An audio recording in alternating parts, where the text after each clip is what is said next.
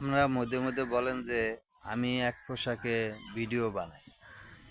ভাই আমি সাধারণ ঘরের ফ্যামিলির ছেলে, আমার বাপের এরকম সামগ্রী নাই যে আমার পিছনে 20,000 30,000 50,000 টাকা বাইঙ্গা আমার পিছনে দিবে।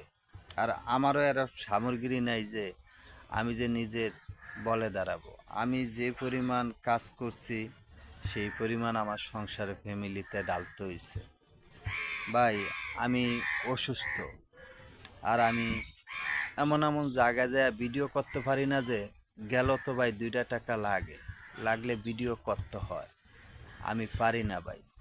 আমি যে সময় দেই আপনাদেরকে, আমি আমার আশপাশ লই আপনাদেরকে লই, আমি ভিডিওটা করে আপনাদের কাছে রিপ্লাই করে ছাড়ি।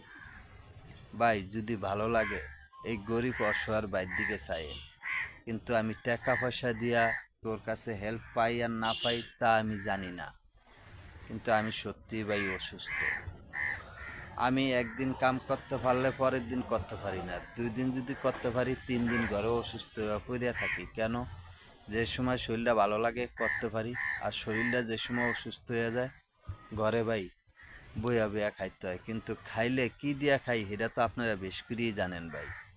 আমার জন্য আপনারা দোয়া করেন, আমার রোগটা যে ভালো হয়ে যায় ভাই।